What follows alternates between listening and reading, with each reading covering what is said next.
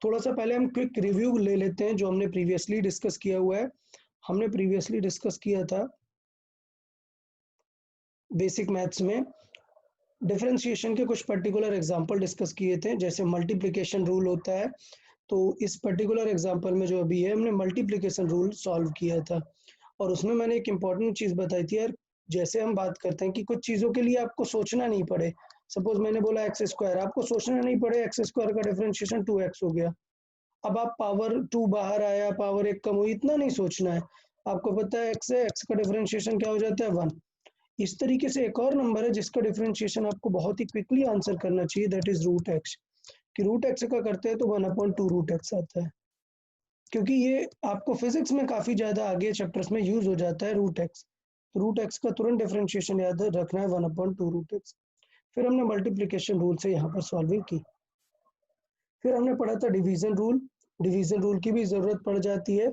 Even division rule को हम rule of multiplication से सॉल्व कर सकते हैं, बिकॉज जो डिनोमिनेटर की पावर होती है हम उसे ऊपर जाके नेगेटिव में लिख सकते हैं, बट फिर भी हमें रूल ऑफ डिवीजन का फॉर्मूला पता होना चाहिए, वो ये फॉर्मूला है, और हम ऐसे रूल ऑफ डिवीजन करते हैं। फिर हमने रूल ऑफ डिवीजन के कुछ एग्जांपल डिस्कस किए थे, कुछ कॉम्प्लेक्स एग्जांपल डिस्कस किए थे। फिर हमने एक एग्जांपल tan x का भी डिस्कस किया था। ऑल्दो हमें tan x का डायरेक्टली आंसर याद होना चाहिए कि डिफरेंशिएशन से स्क्वायर x होता है, हमने सिर्फ यहाँ पर डिवीजन रूल को सीखने के लिए ये पूरा सेटअप देखा था कि tan x का कैसे निकालते हैं। अब आते हैं अपने बहुत ही काम के इम्पोर्टेंट पार्ट पे, चेन रूल पे। चेन रूल का सिर्फ पर्पज ये है कि डिफरेंशिएटिंग आपको जो है, start differentiating from starting function till the end. मतलब आपको ऐसा देखना है, लेट्स से एक बहुत बड़ा पैकेट है, लेट्स से अंदर different different type of boxes हैं, कुछ मल्टीपल कलर्स बॉक्सेस हैं, कुछ लेट्स से बहुत ही वैरायटी ऑफ चीजें ये बॉक्सेस में है। तो चेन रूल का मतलब ये है कि एक एक एक बॉक्स को सॉल्व करना स्टार्ट करो। तो अब ऐसा नहीं कि आप यहाँ से शुरू कर दो, सबसे बेस्ट मेथड है हमेशा एकदम बिगिनिंग से स्टार्ट करना। तो सबसे पहले ये वाला बॉक्स मिलेगा, इसे ब्रेक करो, मतलब इसे फॉर्मूले से सॉल्व करो। फिर अंदर जाओगे तो ये नेक्स्ट बॉक्स मिलेगा, इसे सॉल्व करो। फिर अंदर जाएगा तो ये नेक्स्ट बॉक्स ग्रीन वाला मिलेगा, उसे सॉल्व करो। फिर अंदर जाओगे तो ये येलो वाला पार्ट मिलेगा, उसको सॉल्व करो। तो इस तरीके से आप सॉल्विंग कर सकते हैं। चेन रूल का सिर्फ मतलब ये है। अब ये जो आप सॉल्विंग कर रहे हैं ये हमेशा मल्टीप्लाई में रखते जाते हैं हम। तो जैसे हम इनटू जाते जाते हैं, जैसे पहला वाला, फिर इनटू दूसरा, फिर इनटू थर्ड बॉक्स, फिर इनटू फोर्थ बॉक्स, इनटू में कराते जाते हैं। ये चेन रूल का बेसिक कॉन्सेप्ट है। स्टार्ट टू एंड तक आपको डिफरेंशिएट करना है जब तक कि पूरा कंप्लीट हो नहीं जाए। तो हमने डिस्कस किया था कि ऐसा कब जरूरत पड़ सकती है। सपोज लिखा हुआ है फंक्शन 7z⁴ + 2। अब z इटसेल्फ एक फंक्शन है x³ + 4। तो रियल में अगर हम देखें तो y लिखा हुआ है 7x³ + 4 to the power 4 + 2। इसे डिफरेंशिएट करना है। तो अगर चेन रूल से देखूं तो बाहर 7 मिलेगा, वो तो डिस्टर्ब नहीं होगा because that is with x। अगर देखें तो एक ब्रैकेट मिलेगा सबसे पहले आपको, और ब्रैकेट टू दी पावर 4। तो सबसे पहले ये समझना है कि किसी भी चीज का पावर 4 कैसे सॉल्व करते हैं। पावर बाहर आती है और एक पावर कम हो जाती है। ये हुआ स्टेप 1। अब हमने क्या कर दिया, हमने ब्रैकेट का पावर सॉल्व किया। अब इनटू, अब अंदर जाएंगे तो अंदर लिखा था x³ + 4। तो अब किसे डिफरेंशिएट करेंगे, x³ + 4 को डिफरेंशिएट करेंगे। तो 4 तो अकेला सिंगल नंबर है, 0 होगा, और x³ का हो जाएगा 3x²। तो ये हमारा सेटअप है, जैसे हमने सॉल्व किया, किस तरीके से हमें ये देखना था। ये था चेन रूल। अब चेन रूल के कुछ फैंसी से एग्जांपल देख लेते हैं। फैंसी से एग्जांपल मतलब साइन, कॉस, ट्रिग्नोमेट्रिक एग्जांपल, क्योंकि फिजिक्स में ट्रिग्नोमेट्रिक एग्जांपल यूज होते हैं, ऐसे पॉलिनोमियल वाले एग्जांपल ज़्यादा यूज नहीं होते हैं। तो देखें, हम इस एग्जांपल को देखेंगे। सबसे पहले अगर मैं देखूं तो सबसे पहले हम देख रहे हैं कि पूरी इस नंबर का क्यूब है, मतलब सबसे पहले ब्रैकेट का क्यूब सॉल्व करेंगे। तो क्यूब का कैसा पैटर्न होगा, 3 बाहर आ जाएगा और एक पावर कम होगी, मतलब x²। तो स्टेप 1 हो गया ये हो गया स्टेप 1। स्टेप 2, इसके अंदर, इस ब्रैकेट के क्यूब के अंदर जो मटेरियल बचा है, अब हम उस टर्म्स पे डिफरेंशिएट करेंगे। तो अंदर अगर हम डिफरेंशिएट करेंगे अब, तो अंदर है हमारे पास x² और cos x। तो हमें पता है कि x² का डिफरेंशिएशन हो जाएगा 2x और cos x का हो जाएगा -sin x। ये फॉर्मूला है, हमें याद रखना चाहिए। तो देखो, इनटू करेंगे तो पहला टर्म हुआ ये, और दूसरा इंटू किया तो एक्स स्क्वायर का है 2x और कॉस एक्स का है -sin x, इंटू करा दिया हमने। तो इस तरीके से हम देख सकते थे चेन रूल। चले फिर बात करते हैं लेट्स से ये एग्जांपल। तो इसमें देखिए चेन रूल और एक्सटेंड हो रहा है, 2 स्टेप तक जा रहा है। कैसे? पहले पावर 4 को सॉल्व करेंगे तो ये हुआ स्टेप नंबर 1, पावर 4 सॉल्व हुआ, 4 बाहर आया, एक पावर कम हुई, क्यूब बचा। फिर जब अंदर सॉल्व करेंगे तो एक्स क्यूब का तो हो जाएगा 3x स्क्वायर, बट ये फिर से एक अंदर ब्रैकेट आ गया और क्यूब आ गया, तो फिर से उस क्यूब को सॉल्व करेंगे। और ध्यान देना गलती नहीं करना है, एक्स क्यूब का हो गया बट इस क्यूब का सॉल्व करेंगे तो अब इस क्यूब का चेन रूल लगेगा। तो कुछ स्टूडेंट गलती क्या कर देते हैं कि पहले लिखा एक्स क्यूब का 3x स्क्वायर टाइप वाला बचेगा और फिर इसका ब्रैकेट क्लोज करके फिर इनटू में लिख देते हैं। नहीं, ये हम पूरे का चेन रूल नहीं लगा रहे हैं, अब हम inside this particular segment chain rule लगा रहे हैं। तो इसका मतलब ये पूरे के मल्टीप्लाई में नहीं होगा, ये सिर्फ मल्टीप्लाइड में होगा जिसके रेस्पेक्ट में हम चेन रूल लगा रहे हैं। मतलब किसके रेस्पेक्ट में? ये एक्स स्क्वायर प्लस 8 वाले के। तो ये पूरे के मल्टीप्लाई में नहीं रहेगा, सिर्फ इतने में ही मल्टीप्लाई।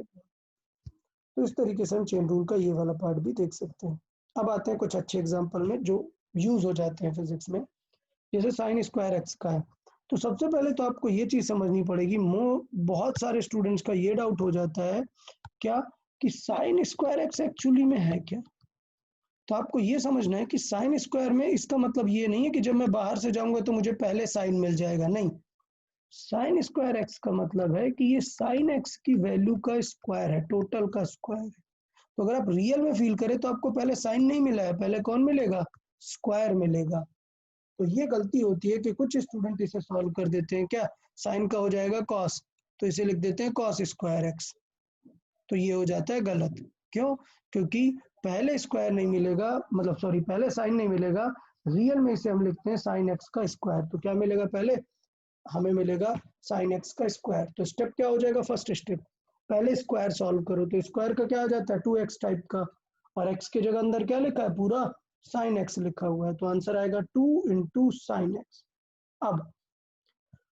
अब ब्रैकेट के अंदर जाएंगे तो मिलेगा कौन? साइन मिलेगा, और साइन का डिफरेंशिएशन क्या होता है? कॉस।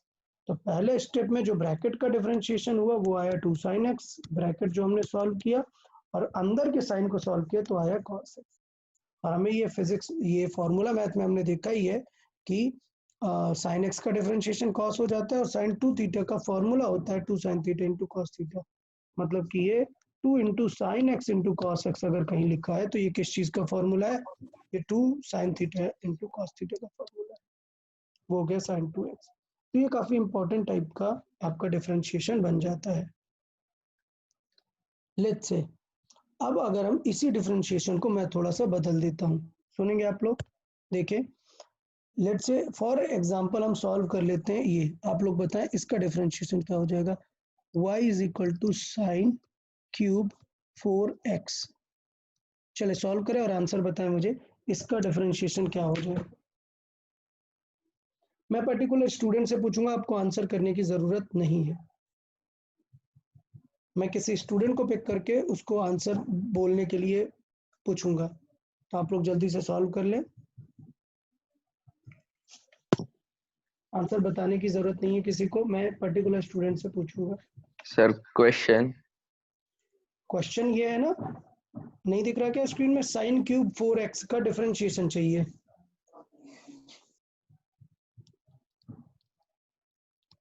यार अब मतलब लिखना पड़ेगा फाइंड द डिफरेंशिएशन। डिफरेंशिएशन कैसे डैश से भी लिख सकते हैं, तो find y dash. y dash का मतलब है डिफरेंशिएशन ऑफ y।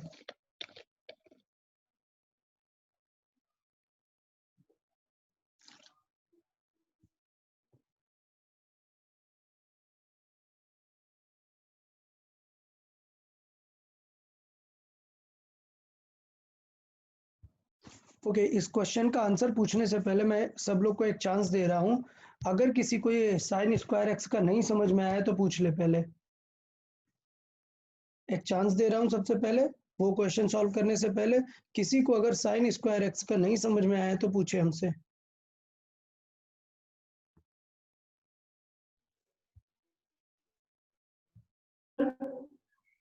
ओके समृद्धि, आप कुछ डाउट है आपको? यस सर, मुझे समझ में नहीं आया। ओके एग्जैक्टली उससे पहले की चीजें समझ में आई कि कैसे हम स्क्वायर सॉल्व करते हैं? हाँ सर। ओके तो फिर से एक बार देखते हैं, चलो स्टेप्स देखते हैं फिर से, थोड़ा सा एक प्रीवियस क्वेश्चन से देखते हैं। इस क्वेश्चन से मुझे लगता है काफ़ी सारी चीज़ें क्लियर होनी चाहिए। अगर ये क्वेश्चन किसी को समझ आया है तो आ जाएंगी चीज़ें। पहले इस क्वेश्चन को देखें। अगर मैं सबसे पहले एक फर्स्ट येलो एरो को ध्यान दूं तो सबसे पहले हमें एक ब्रैकेट टू दी पावर 4 मिल रहा है। तो आपको फॉर्मूला पता होना चाहिए कि पावर 4 कैसे सॉल्व करते हैं किसी भी चीज़ की।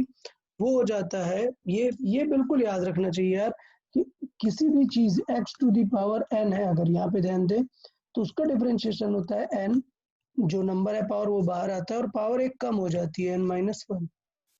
तो इतना ये याद रखना चाहिए था, पावर 4 है तो 4 बाहर आएगा और एक पावर कम हो जाएगी। अंदर की जो वैल्यूज है उन्हें चेंज नहीं करते हैं, याद रखें अंदर जो लिखा है it will remain as it is. तो स्टेप 1 हो गया। स्टेप 2, अंदर जब तक कि फाइनल कंप्लीट डिफरेंशिएशन नहीं हो जाता सॉल्व करते रहते हैं। तो अब अगर अंदर देखूंगा तो लिखा हुआ है एक्स क्यूब, क्लियर। तो अभी एक्स क्यूब का डिफरेंशिएशन तो खत्म नहीं हुआ, तो हमने एक्स क्यूब का डिफरेंशिएशन किया, वो आ गया 3x स्क्वायर प्लस, अब हमने अंदर एक नंबर देखा तो फिर से हमें एक bracket to the power something मिल गया। तो bracket to the power something का मतलब वही है कि n(x-1) टाइप सॉल्व करेंगे। तो ये समथिंग टू क्यूब है, तो क्यूब कैसे सॉल्व करते हैं, 3 बाहर आएगा और पावर एक कम होगी। That something which is inside this bracket वो चेंज नहीं होगा। सो एक्स स्क्वायर प्लस 8 चेंज नहीं होगा, वो वही रहेगा। और फिर ये, अब बताओ, अभी डिफरेंशिएशन बचा है कैसे? अभी तो हमने bracket to the power solve किया है ना, ब्रैकेट के अंदर भी तो सॉल्व करके मल्टीप्लाई करेंगे। तो ब्रैकेट के अंदर अगर देखेंगे तो है एक्स स्क्वायर और 8। तो एक्स स्क्वायर का क्या हो जाता है डिफरेंशिएशन 2x, क्लियर। और 8 एक नंबर है उसका हो जाएगा 0।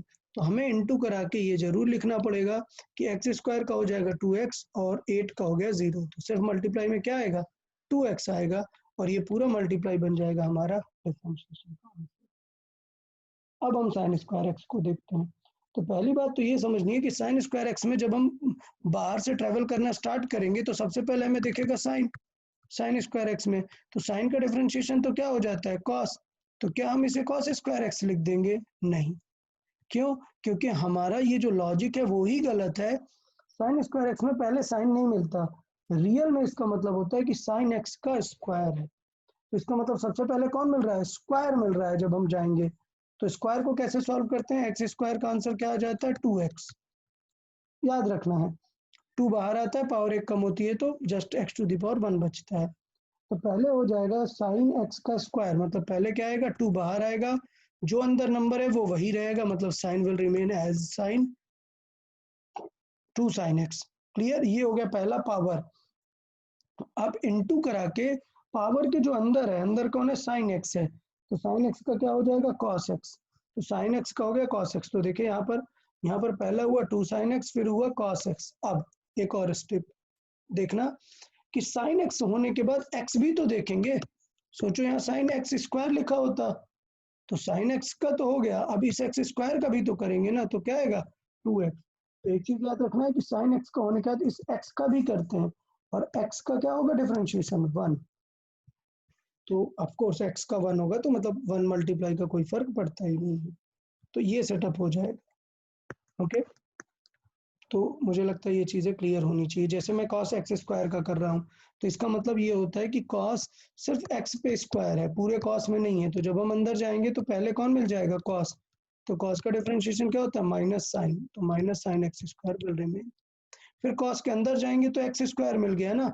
अगर सिंपल एक्स होता तो 1 हो जाता, 1 के मल्टीप्लाई का कोई फर्क पड़ता नहीं, इसलिए हम ध्यान भी नहीं देते। बट अभी अंदर एक्स स्क्वायर है तो एक्स स्क्वायर का डिफरेंशिएशन क्या हो जाएगा, 2x। तो यहाँ पर फिर क्या आ जाएगा, -2x into sine X square आ जाएगा। ये होगा इसका डिफरेंशिएशन। चले तो फिर बात कर लेते हैं वापस से।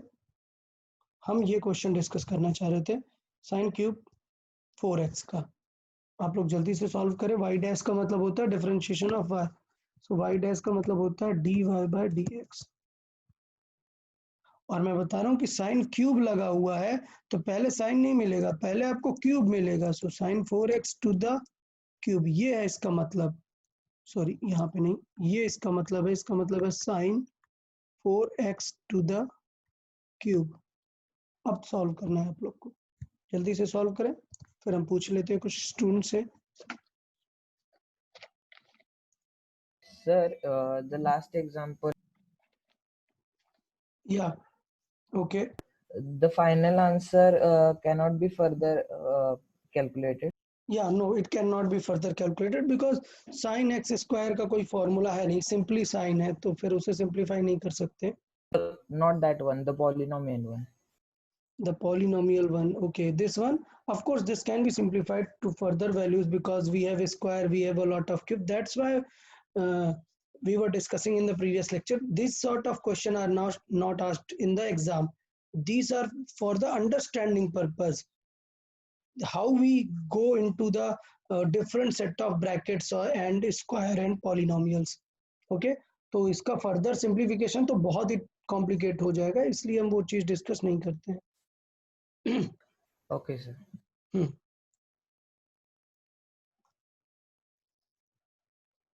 Okay, good. So where was the question? Let's see. Yeah, तो चले अब पूछ लेते हैं। I guess ये सॉल्व हो जाना चाहिए। Let's see.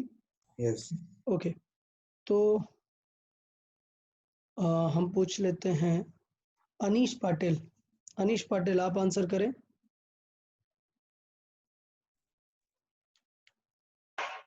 Yes. हाँ, आपने डिफरेंशिएट कर लिया इसे? मैं इसे सॉल्व कर रहा हूँ। ओके ओके, ठीक है। Let's talk to someone else. Okay, Arya, only just Arya, means there are two Arya के। सो आर्या आप आंसर करें, आपने सॉल्व कर लिया?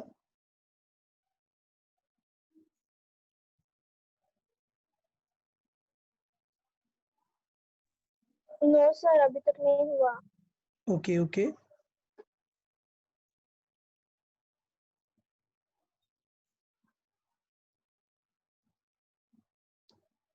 ओके। आदित्य भोसले, आपने Yes, सॉल्व sir. किया? सॉल्व हुआ आपका? Yes. ओके, चलिए बताएं, स्टेप्स बताना स्टार्ट करें। Let's see. सर पहले 3 बाहर आएगा। Okay good. सो ये और सबसे ज्यादा पॉइंट है, 3 पहले बाहर आएगा, देन इन द फिर bracket sin 4x raised to 2 raise to 2, very good. Then into Into- sir sin 4x का डिफरेंशिएशन करना वेरी पड़ेगा। गुड, sin 4x का डिफरेंशिएशन वो क्या हो जाएगा? Sir cos 4x। Very good, cos 4x। Then sir that's enough. हाँ, okay, अभी थोड़ा सा इसमें गलतियां हैं। cos 4x का डिफरेंस है। ओके, तो अब क्या होगा? 4x का भी डिफरेंशिएशन होगा। So look everyone, let's see. पहले हम इनसाइड आए, so we got this power, done. Then उसके बाद इनसाइड आए, वी गॉट दिस साइन, तो साइन का डिफरेंशिएशन हो गया। Then we have this 4x, तो अब किसका डिफरेंशिएशन हो जाएगा? 4x का। तो basically it's a 3 step part. okay, so what are the steps? This is the first step to solve power, second step to solve sine, and third step is to solve 4x. So the first step output is this, for the second step output is cos 4x, and for the third step 4x का differentiation करेंगे तो x का तो 1 हो जाएगा and 4 will remain there, so into 4। ये हो जाएगा स्टेप 3 का कंक्लूजन। तो ये थोड़ा सा मैंने इस क्वेश्चन में बहुत अच्छे से स्टेप्स लिख के दिखाए हैं। पहला स्टेप है क्यूब सॉल्व किया, दूसरा स्टेप है अंदर के साइन को सॉल्व किया, डिफरेंशिएट किया, थर्ड है साइन के अंदर जो 4x है उसे सॉल्व किया। 4x, x का हो जाएगा 1 और इट विल रिमेन 4, तो 4 हमारा वहां पर बचेगा। तो फाइनल आंसर अगर देखें तो फाइनल आंसर होना चाहिए इसका 12 sine square 4x into cos 4x।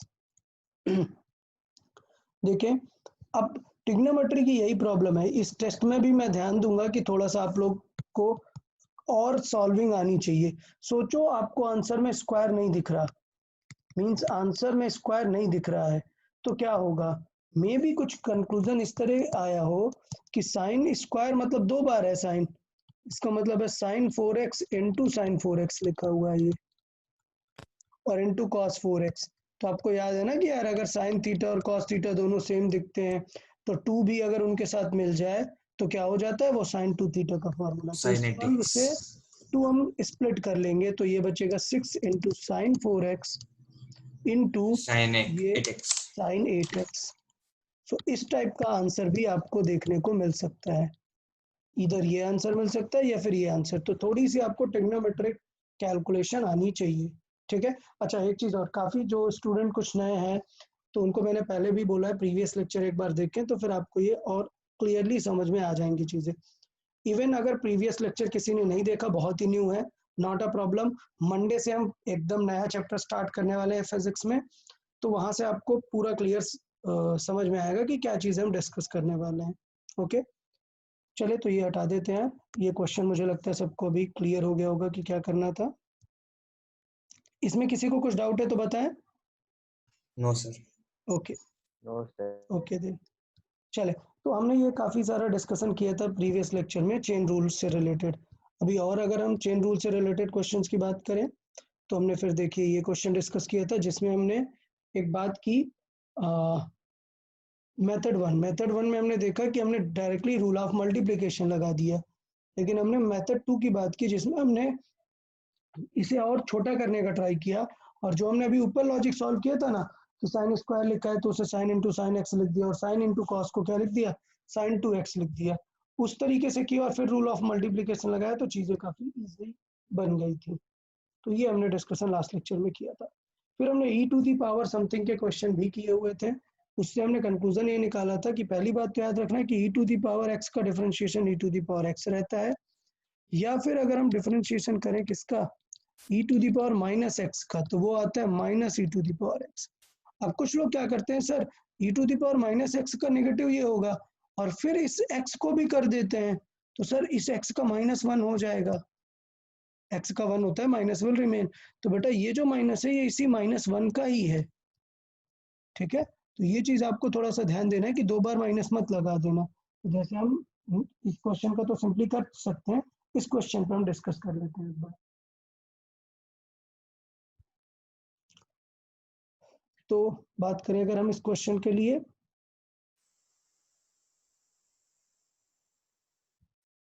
देखिए तो 4 will remain as it is और E to the power minus X square का हमें डिफरेंशिएट करना है। तो step 1, E to the power कुछ भी करो उसका डिफरेंशिएट का कोई प्रॉब्लम नहीं होगा। तो पहला स्टेप है कि यार ई टू दी पावर इतना सारा था वो वैसा ही रहेगा। पॉइंट ए कि अब उस पावर को सॉल्व करेंगे, अभी हमने ई सॉल्व किया है, उसकी पावर पे क्या है माइनस एक्स स्क्वायर, तो उसे सॉल्व करेंगे तो आ गया -2x और आंसर आ जाएगा ये। अब कुछ स्टूडेंट्स का डाउट था sir E to the power minus X का तो माइनस होता है समथिंग, जैसे यहाँ पर लिखा हुआ है, ये होता है कब, जब हम माइनस एक्स को डिफरेंशिएट करते हैं तो उसका डिफरेंशिएशन आता है -1, इसलिए ये माइनस यहाँ पर आता है। तो अगर हम चेन रूल लगा रहे हैं तो हमें फिर वो माइनस पहले से कंसिडर करने की जरूरत नहीं है। ओके तो यहाँ तक हमने ई टू दी पावर का भी डिस्कशन किया हुआ था। फिर ई टू दी पावर के अंदर भी हमने साइन कॉस वेरियस एस्पेक्ट देखे हुए थे। तो मुझे लगता है कि हमने प्रीवियस लेक्चर में चेन रूल से रिलेटेड काफ़ी सारी चीज़ें बहुत अच्छे से डिस्कस कर ली थी। चेन रूल से रिलेटेड किसी को कुछ डाउट हो तो बता दो, अदरवाइज फिर हम नेक्स्ट टॉपिक पे आते हैं। पक्का चेन रूल में सबको ओके है कि स्टेप वाइज आप इनसाइड जाते जा सकते हैं और क्लियरली आपको वैल्यूज मिलती जाएंगी, और बाकी जो भी फिजिक्स में आगे यूज होगा तो ऐसा नहीं है कि अभी मैंने बता दिया तो फिर नेक्स्ट टाइम नहीं बताएंगे, वो सारी चीज़ें हम फिर से डिस्कस कर लेंगे, ठीक है। तो वो प्रॉब्लम नहीं है, बट थोड़ा सा आपको याद रहना चाहिए कि हमने ऐसी कुछ चीज़ें पढ़ी हुई हैं। चलिए तो आज का हम स्टार्ट करते हैं। आज के लेक्चर में आज में क्या टॉपिक पढ़ना है, आज हमें डिफरेंशिएशन का एक एप्लीकेशन, एक यूज पढ़ना है जिसको हम बोलते हैं मैक्सिमम एंड मिनिमम। तो आज जो हमें पढ़ना है वो पढ़ना है maxima and minima. Minima. Okay so let's C maxima और मिनिमा में एक्चुअली में हमें देखना क्या है, पहले हम थोड़ा सा इसका आइडिया देख लेते हैं। कि फिजिक्स में बहुत बार आपको क्वेश्चंस आएंगे कि फाइंड द मैक्सिमम और minimum value of a given function. मतलब सपोज आपको दे दिए कि speed is something like 2t square minus 4t plus 10। Done. अभी ये क्लियर है? नहीं सॉरी, लेट्स से -2 ये गिवन है। देखें अभी सब, अभी लेट्स से ये सिनेरियो गिवन है, तो चलो स्पीड हम चेक करते हैं। सपोज t0 पर स्पीड कितनी थी इसकी? t0 पर स्पीड थी -2। क्लियर? क्यों? क्योंकि हमने टाइम की वैल्यू यहाँ पर क्या रख दी? 0 तो आंसर आ गया -2। ठीक है, फिर उसके बाद t इज इक्वल टू हमने 1 सेकेंड पे चेक किया, तो 1 सेकेंड पे चेक करें, टी स्क्वायर की वैल्यू क्या हो गई? मतलब 1 का स्क्वायर 1, मतलब ये आ गया 2, ये आ गया 2, फिर 4 इंटू 1 क्या आ गया? -4, और ये आ गया -2, मतलब कितना आ गया टोटल? -4 6 और 2 कैंसिल, मतलब -4। तो देखो ये पीछे की तरफ जा रहा है, पहले -2 पे था और -4 हो गया। चले और टाइम बढ़ा देते हैं, लेट्स से 2 रख देते हैं, तो 2 हो जाएगा। तो देखे क्या होगा? 2 का स्क्वायर क्या होगा? 4, 4 इंटू 2 कितना हो जाएगा? 8, ये हो गया 8, माइनस क्या हो जाएगा? 4 इंटू 2 कितना हो जाएगा? -8, देन -2, तो -8 कैंसिल, आंसर क्या आ जाएगा? -2। Then t is equal to 3 रख देते हैं, let's see. So t is equal to 3 रखेंगे तो 3 का स्क्वायर क्या होगा? 9, 9 इंटू 2 18, 3 इंटू 2 3 इंटू 4 -12, देन -2, सो कितना हुआ? 14, आंसर क्या आ गया? +4। अब देखो यहाँ पर सिनेरियो, अगर मैं इस स्पीड को प्लॉट करूँ तो देखना कितना अलग डेटा आ रहा है। ये डेटा कुछ ऐसा आ रहा है कि पहले उसकी स्पीड थी, मतलब टाइम पे हम जा रहे हैं, ये टाइम है और ये स्पीड है, समझेंगे सब लोग? ये स्पीड, तो जब टाइम एकदम 0 था तब वो -2 स्पीड पे था, फिर वो गया, जब हम टाइम 1 सेकेंड पे आ गए तब वो पहुंच गया कहाँ पर? -4 पर। लेट्स से ये -2 है, ये -4 है, तो पहले वो 0 पर था यहाँ पर 0.1, फिर 1 सेकेंड में पहुंच गया वो -4 पर, फिर 2 सेकेंड पे वापस वो यहाँ पर पहुंच गया, फिर 3 सेकेंड पे वो पहुंच गया ऊपर +4, सो 3 सेकेंड में पहुंच गया वो यहाँ पर। तो अब अगर मैं इसका ग्राफ बनाऊं तो इसका ग्राफ कुछ इस तरीके का बनेगा, इस तरीके का। तो इस ग्राफ को देख के साफ समझ में आ रहा है, बहुत ही क्लियर समझ में आ पैराबोला रहा है कि इसकी वैल्यू मिनिमम थी कब? At t is equal to 1। सबको समझ में आया कि क्या कॉन्सेप्ट है और हम क्या डिस्कस करना चाहते हैं? सबको ये क्लियर समझ में आया कि by this Yes, plotting effect आप बता सकते हो कि वैल्यू मिनिमम किधर थी। बट इसमें एक ग्लिच है, एक प्रॉब्लम है। वो प्रॉब्लम क्या है कि t की वैल्यू तो कुछ भी हो सकती थी ना, t की वैल्यू 1.1 सेकंड भी तो हो सकती थी, 1.2 सेकंड भी तो हो सकती थी, 1.5 सेकंड भी तो हो सकती थी। क्लियर? हमने बात की t इज इक्वल टू 1, क्या हमने चेक किया 1.1 पर? नहीं चेक किया। हो सकता है कि ये 1.1 पर थोड़ा और नीचे आ जाता और फिर ऊपर गया होता, देयर इज अ पॉसिबिलिटी ना। सबको क्वेश्चन का लॉजिक समझ में आया? सबका ठीक है? yes. किसी को गुड, किसी को कुछ डाउट रहे तो पूछते जाना, ठीक है? चले, तो अभी मेरा लॉजिक ये है कि हमने बहुत डिफरेंस लेके वैल्यूज निकाली हैं। मे भी बीच में ग्राफ ऐसा भी हो सकता था कि और नीचे तक आया हो फिर ऊपर गया हो। इसका मतलब ये है कि ये मेथड यूजफुल नहीं है। क्लियर? तो ये मेथड की अगर हम बात करें तो ये मेथड हमारे लिए यूजफुल नहीं है जो हमने अभी डिस्कस किया यहाँ पर। तो फिर क्या करना पड़ेगा देख लेते हैं उस चीज को। देखें तो मैक्सिमम और मिनिमम को अगर हमें अच्छे से सॉल्व करना है तो बेस्ट मेथड क्या होगा? हम ग्राफ के बारे में सोचते हैं। क्लियर? तो सबसे पहले देखिए कि काम क्या है एक्चुअली इसका मेन काम है टू फाइंड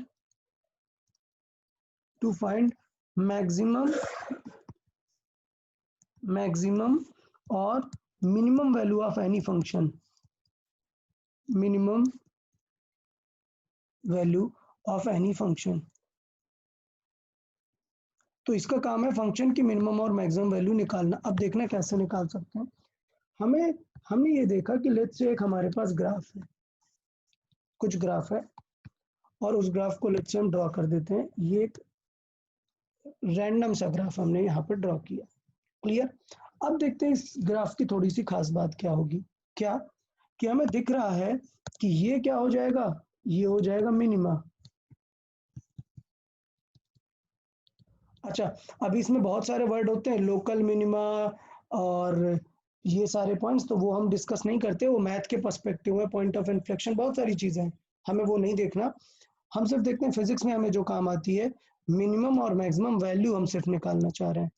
तो यहाँ पे आ रहा है लेट्स से मैक्सिमा, तो यहाँ पे मिनिमा और मैक्सिमा है। अब प्रॉब्लम ये है कि हम इन्हें लॉजिकली वैल्यू रख के नहीं फाइंड कर सकते हैं। तो देखो हम एक आइडिया के थ्रू फाइंड कर सकते हैं। वो आइडिया क्या है? वो आइडिया है स्लोप। आप फील करना, सपोज मैं ये पॉइंट दे रहा हूं ए, आप इस पॉइंट पे स्लोप देखो कैसा है, नीचे की तरफ है एंगल। स्लोप क्या होता है?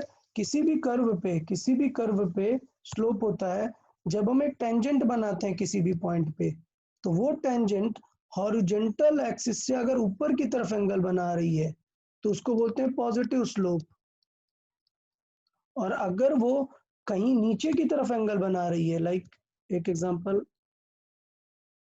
कुछ ऐसा, तो अगर हम टेंजेंट देखना चाहते हैं यहाँ पर, तो ये एंगल जो है ये हॉरिजॉन्टल से किस तरफ है? बिलो है, हॉरिजॉन्टल से बिलो है, तो ये स्लोप क्या हो जाएगा? Negative slope.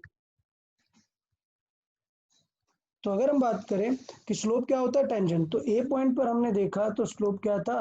नीचे की तरफ था। फिर से बीच में कहीं पे अगर हम यहाँ पर देखें तो यहाँ पे टेंजेंट कैसी होगी? इस तरीके से होगा ऊपर। तो बी पॉइंट पे अगर हम देखें तो हॉरिजॉन्टल के साथ एंगल क्या है? कुछ नहीं है, स्लोप क्या है? 0 है। चलो यहाँ कहीं पे देख लेते हैं, सी पॉइंट पे लेट से, तो सी पॉइंट पे अगर हम टेंजेंट देखेंगे तो टेंजेंट आएगी एकदम बिल्कुल ऐसे, हॉरिजॉन्टल से उसका एंगल अगर देखेंगे तो कुछ ना कुछ एंगल रहेगा ही रहेगा, पॉजिटिव एंगल रहेगा। तो यहाँ पे देखिए कि स्लोप नेगेटिव है और यहाँ पर स्लोप पॉजिटिव है। अच्छा, लेट से पॉइंट यहाँ पर पहुंच जाए डी पॉइंट पे, तो अभी भी देख रहे हैं कि स्लोप कुछ ना कुछ पॉजिटिव रह रहा है डी पॉइंट पे। चलो ई पॉइंट पे ड्रॉ कर देते हैं, तो ई पॉइंट पे टेंजेंट कैसी आएगी? एकदम ऐसे फ्लैट आएगी। तो स्लोप क्या है यहाँ पर? स्लोप है 0। तो अब यहाँ से हमें एक आइडिया लगता है कि यार मैक्सिमा और मिनिमा की एक बहुत खास प्रॉपर्टी है, क्या कि एट मैक्सिमा एंड मिनिमा जो लाइन का स्लोप होने वाला है वो एकदम हॉरिजॉन्टल हो जाएगा, तभी तो उसे मैक्सिमा बोलेंगे। सपोज ये ग्राफ आगे चेंज हो रहा है तो बार बार इसके टेंजेंट का एंगल चेंज हो रहा है ना, यहाँ पर देखो टेंजेंट का एंगल ये, यहाँ पर एंगल ये, यहाँ पर एंगल ये, जब ये कर्व रिटर्न आने लगेगा तभी तो टेंजेंट फ्लैट होगी। मतलब इसकी मैक्सिमम वैल्यू पर टेंजेंट क्या हो जाती है? फ्लैट हो जाती है। तो इसका मतलब एक चीज समझ में आया, क्या? Slope is 0 at maxima and minima. Slope क्या होता है? 0 होता है। अच्छा, अभी सबको स्टार्टिंग में याद है जब हम डिफरेंशिएशन पढ़ रहे थे तब मैंने बताया था कि differentiation is nothing but the slope of any function. तो इसका मतलब अगर आपको याद है तो स्लोप क्या होता है? स्लोप होता है differentiation of any function. Clear? तो स्लोप क्या होता है? स्लोप होता है डिफरेंशिएशन ऑफ एनी फंक्शन। मतलब क्या? F dash x. डिफरेंशिएशन को कैसे लिखते हैं? डैश जैसे भी लिख सकते हैं। तो बेसिकली अगर आपको मैक्सिमा या मिनिमा पता करना है तो क्या करना पड़ेगा आपको? आपको स्लोप निकाल के 0 करना पड़ेगा। डन। तो पहला स्टेप समझ में आया कि अगर आपको चेक करना था मैक्सिमा मिनिमा तो आपको क्या करना पड़ेगा? स्लोप निकाल के 0 करना पड़ेगा। तो देख लेते हैं अपन एग्जाम्पल। किसी को याद है मैंने अभी प्रीवियस एग्जाम्पल जो स्पीड का दिया था वो क्या दिया था? किसी को ये याद है वो एग्जाम्पल क्या था? y is equal to 2t square minus 4 4t आगे -2. -2। Very good.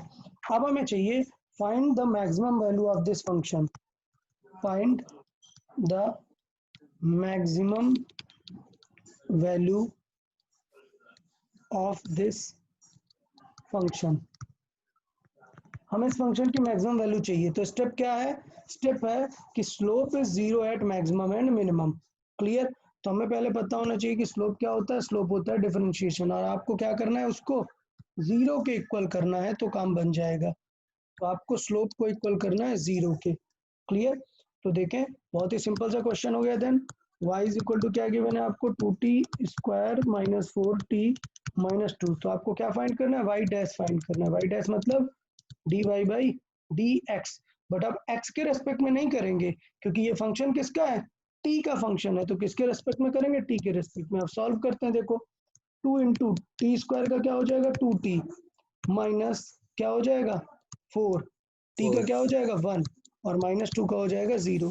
देखिए आंसर क्या आ जाएगा, आंसर आ गया 4t माइनस 4। क्लियर, ये आ गया हमारा y डैश। अभी टू फाइंड मैक्सिमम और मिनिमा, टू फाइंड मैक्स और मिनिमम क्या होना चाहिए, y डैश शुड बी 0।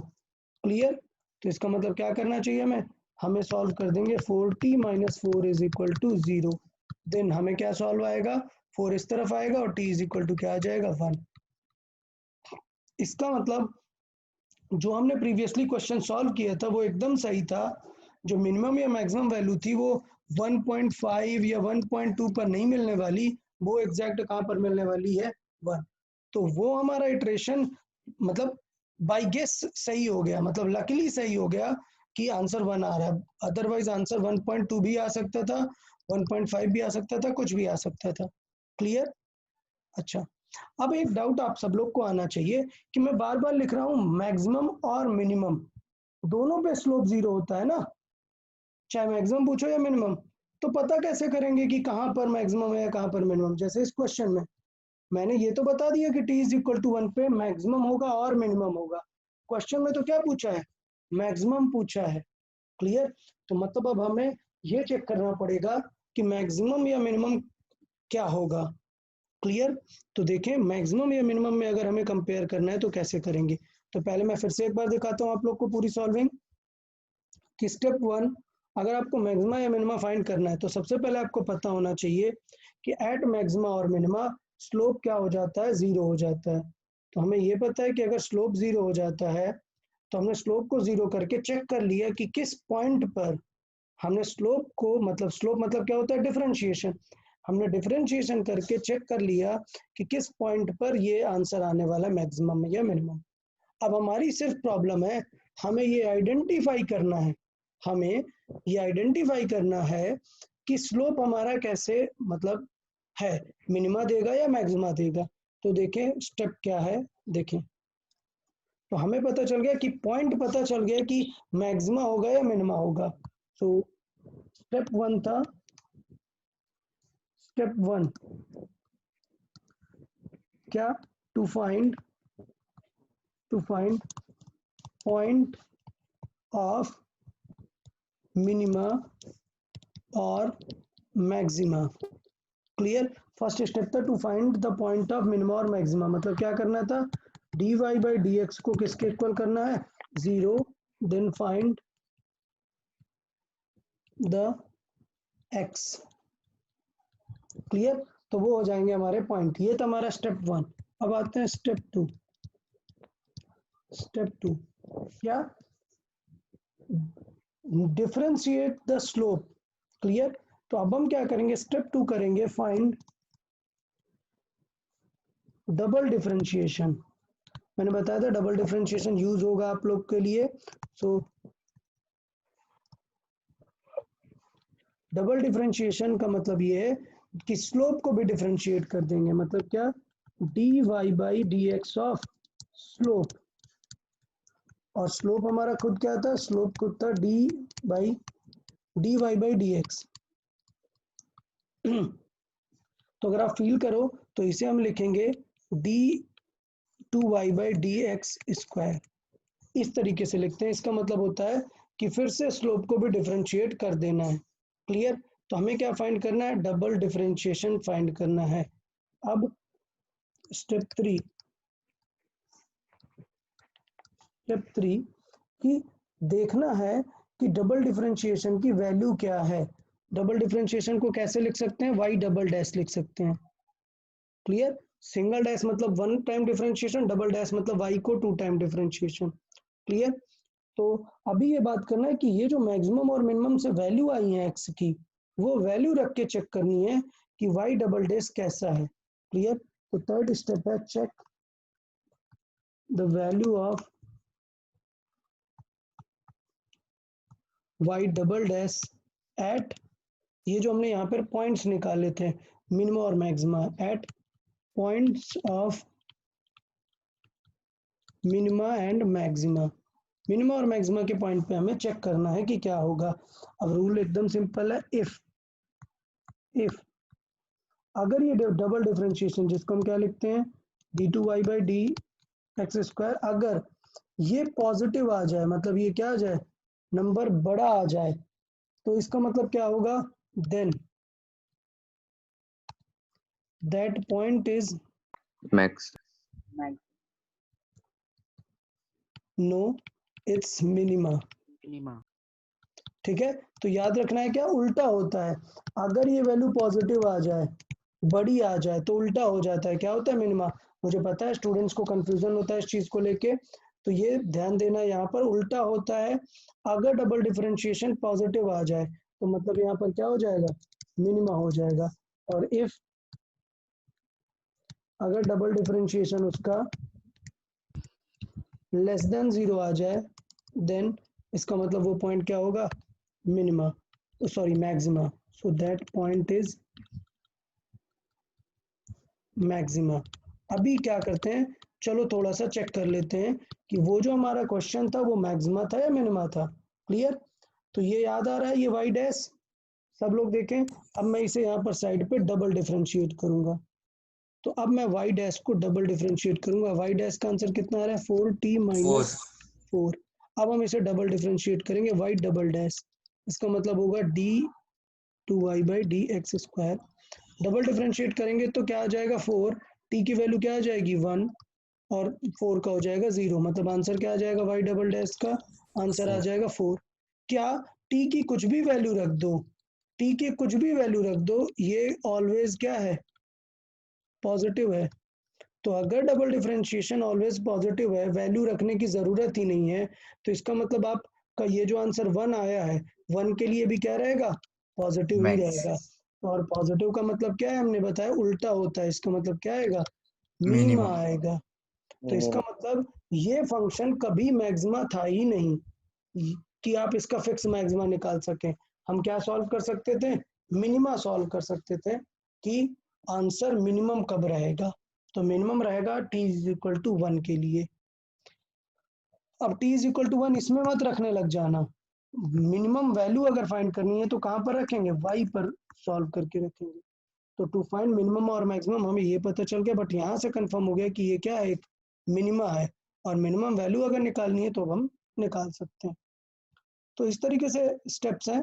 अभी ये बताओ, इसमें किसी को कुछ डाउट है तो क्लियर कर ले, मैं इस पे बेस्ड एग्जांपल देना स्टार्ट करूं क्या। Yes sir. ओके, यस चले तो इस पे एक एग्जांपल देख लेते हैं हम थोड़ा सा, लेट्स सी। एक एग्जांपल देखते हैं, आप लोग सॉल्व करेंगे ये एग्जांपल, और आंसर आप लोग को बताना नहीं है, मैं पर्टिकुलर ओके चैट बॉक्स में आप आंसर कर सकते हैं, जो जल्दी सॉल्व कर लेगा बेटर रहेगा। Okay, so let's see, we have a function, let's see, find the maximum and minimum value of given function। मतलब आपको ये नहीं बताना है कि कहाँ पर मिनिमम होगा या मैक्सिमम होगा, ये तो फाइंड करना ही पड़ेगा, बट आपको ये बताना है कि कितनी होगी उसकी मिनिमम वैल्यू और मैक्सिमम वैल्यू। ठीक है, तो पहले तो फाइंड करना है कि मिनिमम क्या है, मैक्सिमम क्या है, फिर उसकी मिनिमम और मैक्सिमम वैल्यू भी फाइंड करनी है। ठीक है, तो वैल्यू भी हम फाइंड कर सकते हैं। सो लेट्स सी, सॉल्व कर लेते हैं। Let's see, the function is sum t cube by 3 और let's say minus 5t square by 2 plus 6t plus 1. Okay, so this is the function. Now start solving. Find the minimum and maximum value of this given function. So let's have a look again. Let's see the steps first. Let's see what are the 3 steps involved. We know, सब लोग यार सुने, सब बहुत अच्छे से ध्यान दे। As we know, the point of minimum and maximum are the point where the slope is 0. So first you need to find the slope, which is a differentiation. Make it 0, find the value of that x, x कुछ भी हो सकता है, t भी हो सकता है, कुछ भी हो सकता है। Then find the double differentiation of that function, then check अगर double differentiation for that particular value positive है तो मिनिमा आएगा, और अगर वो नेगेटिव है तो फिर मैक्सिमा आएगा, और ये सॉल्व करें और उसके बाद वो वैल्यू रख देंगे तो आपका आंसर वहां पर आ जाएगा। सो चले सॉल्व करें और चैट बॉक्स में आंसर कर दें। ओके, फर्स्ट आपको ये आंसर नहीं करना है what is the minimum value, first you answer at which t, first you need to answer at which t it will be minimum and maximum. आप लोग पहले ये आंसर करें फिर हम वैल्यू फाइंड करेंगे।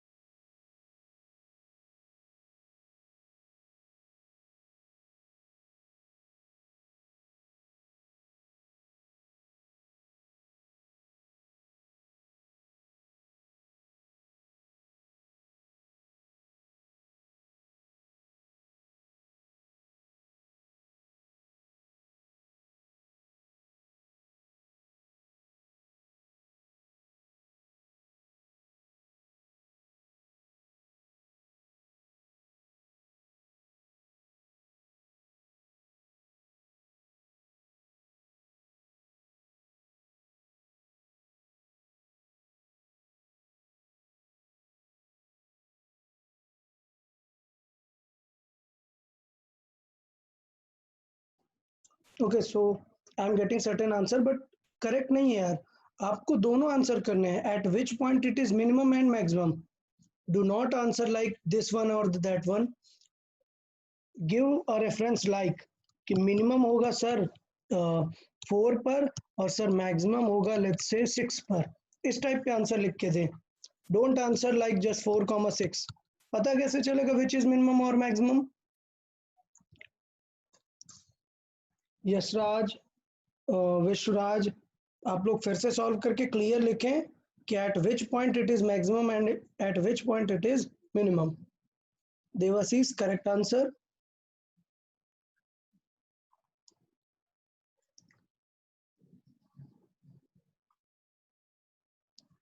Very good Devashish, correct answer. Dhruv, correct answer, very good यार।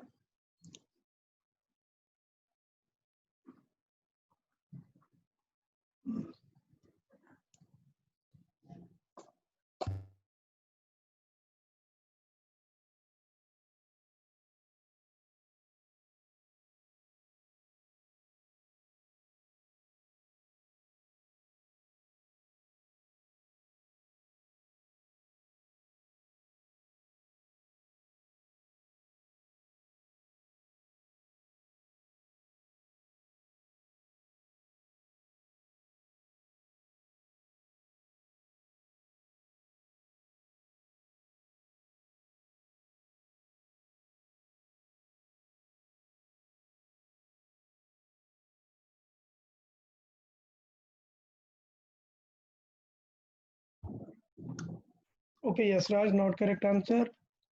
Adit, very good, correct answer. Both answer correct. Vishwaraj, it's not correct.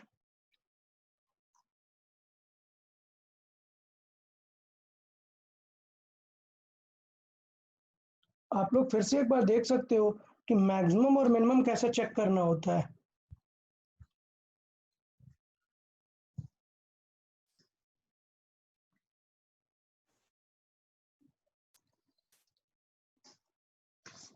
Ayush, not correct answer.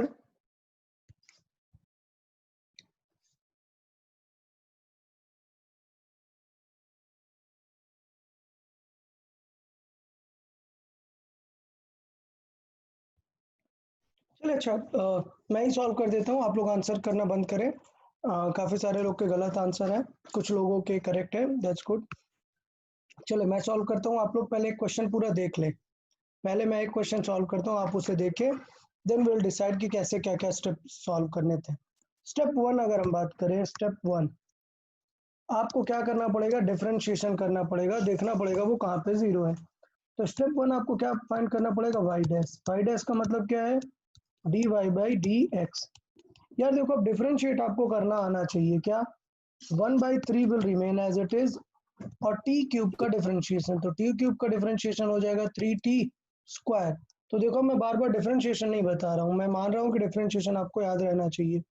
Then minus 5/2 is there and t square, तो t square का differentiation हो जाएगा 2t, then plus 6, then t का differentiation हो जाएगा 1, और plus 4 का हो जाएगा 4, तो 0 हो जाएगा। तो अगर हम वाई डैश की वैल्यू की बात करें तो वाई डैश कितना आ जाएगा, देखिए 3 कैंसिल आउट, आ जाएगा t square, 2 cancel, -5t, then +6। Now step 1 is to make the slope 0। Slope मतलब dy बाई dx क्या होना चाहिए, dy बाई dx मतलब वाई डैश क्या होना चाहिए, 0. होना चाहिए। तो यार ये सिंपल सा स्टेप्स था, उसमें भी काफी सारे लोगों ने बहुत वैरायटी ऑफ आंसर्स दिए। इसका मतलब वाई डैश 0 होने का मतलब क्या है कि t square -5t plus 6 is equal to हो गया 0। अब आपको उस लेक्चर पे ध्यान देना होगा जब मैंने आपको क्वाड्रेटिक सॉल्व करना बताया था। मैंने बताया था क्वाड्रेटिक दो तरीके से सॉल्व करते हैं, एक फैक्टर करके और एक फॉर्मूला लगा के। तो मैं साइड में पहले फॉर्मूला लगा के आपको बता देता हूँ कि क्या होगा। T is equal to formula था -b, इसको कंपेयर करते थे हम, फॉर्मूले के लिए हम कंपेयर करेंगे इस इक्वेशन को, कंपेयर, याद रखना है फॉर्मूला के लिए हमें इसे कंपेयर करना पड़ेगा स्टैंडर्ड इक्वेशन से। स्टैंडर्ड इक्वेशन क्या होती है, A X square plus B X plus C is equal to 0। तो कंपेयर करेंगे, कंपेयरिंग फ्रॉम दिस क्या मिलेगा, ए की जगह पे क्या है, देखो कुछ नहीं है मल्टीप्लाई में, एक्स मतलब टी, ठीक है, तो ए की जगह पे जस्ट 1 है। बी की जगह पे बात करें तो यार देखो -5 दिख रहा है, और सी की जगह पे बात करें तो 6 दिख रहा है। अभी फॉर्मूला क्या था, फॉर्मूला था -b plus minus root of B square -4ac upon 2a। ये हमारा फॉर्मूला था टी निकालने का, मतलब किसी भी वैल्यू को क्वाड्रेटिक सॉल्व करने का formula. So -b, so minus और माइनस क्या बन जाएंगे, प्लस का 5 बन गए, then plus minus root of B square मतलब 5 का स्क्वायर 25 minus 4ac, so 4 into A is 1, C is 6 upon 2a, so 2 into A क्या है 1। तो देखिए आंसर क्या आ गया, आंसर आ गया t is equal to plus का 5 plus minus root of 25 minus 24 क्या बचेगा 1, सो ये आएगा रूट ऑफ 1 अपॉन 2। सो देखो 1 तो 1 ही रहेगा, तो इसका आंसर क्या हो जाएगा 5 प्लस माइनस 1 अपॉन 2। तो देखिए कितने आंसर्स हो जाएंगे, इसका मतलब टी के दो आंसर्स हो जाएंगे, एक होगा 5 प्लस 1/2 और एक होगा 5 माइनस 1/2। सो 5 प्लस 1/2 बनेगा 2, सॉरी 3, और ये बनेगा 2। तो ये दो आंसर्स होंगे टी के, 3 और 2। तो ये था हमारा फॉर्मूला मेथड। दूसरा हमने बताया था कि यार क्या करते हैं, फैक्टराइज करते हैं। फैक्टराइज करने के लिए क्या करते हैं, t square will remain as it is, first और सेकंड का ए और बी के साइन का मल्टीप्लाई करते हैं, तो ए प्लस है और बी नेगेटिव है तो नेगेटिव आया, फिर थोड़ा स्पेस रखा, फिर बी और सी के साइन का मल्टीप्लाई करते हैं तो प्लस और माइनस माइनस बचा, देन सी वाला लिख देते हैं। तो बेसिकली हम क्या करते हैं, बी के फैक्टर करते हैं। इस तरीके से करते हैं कि इन दोनों साइन का रिजल्टेंट आ जाए 5 और उनका मल्टीप्लीकेशन आ जाए क्या 6। तो ऐसे दो चीजें हो सकती है 3 and 2, so 3t and 2t, इन दोनों का जो मल्टीप्लाई होगा वो होगा 6, और इनका एडिशन कितना हो जाएगा, इनका एडिशन हो जाएगा 5। सो ये हो गया 3t और ये हो गया 2t। अब क्या करना है, फर्स्ट टू स्टेप से कॉमन ले लेते हैं, t कॉमन आ गया, सो क्या आ गया t-3। सेकेंड स्टेप से देखें तो -2 कॉमन आ रहा होगा और आ जाएगा t-3। अब इन दोनों स्टेप से देखें तो क्या कॉमन आ रहा है, t-3, तो हमने ले लिया t-3 कॉमन और t-2। अब बिकॉज दो चीजों का नंबर 0 है, मल्टीप्लाई 0, इसका मतलब उनमें से कोई एक 0 है, तो इधर t-3 इज इक्वल टू 0 है और t minus 2 is equal to 0 है, कुछ भी एक हो सकता है। तो मतलब t की वैल्यू 3 भी पॉसिबल है और t की वैल्यू 2 भी पॉसिबल है, दोनों है। तो इस तरीके से हमारे आंसर आ गए कि किस टाइम पे मिनिमम और मैक्सिमम मिल सकता है, 3 और 2। तो ये हमारा कंक्लूजन है कि कहाँ पे मिनिमम और मैक्सिमम मिल सकता है, 3 और 2 पे। तो ये हुआ स्टेप 1, आपको सॉल्व करना पड़ेगा डिफरेंशिएट करके और वैल्यूज निकालनी पड़ेंगी। तो दीज आर 2 वैल्यूज। क्लियर? अब चेक करना है कि कहाँ पे मैक्सिमम है या मिनिमम, तो स्टेप 2 चाहिए हमें। स्टेप 2 में क्या करना पड़ता है, डिफरेंशिएशन का डबल डिफरेंशिएशन करेंगे। तो अगर हम बात करें कि y डैश जो था वो था हमारा T square minus 5t plus 6। अब हम क्या करेंगे, y डबल डैश फाइंड करेंगे। डबल डैश मतलब डबल डिफरेंशिएशन। इसको लिखने का तरीका है जैसे मैंने लिखा हुआ है d2y अपॉन dx स्क्वायर।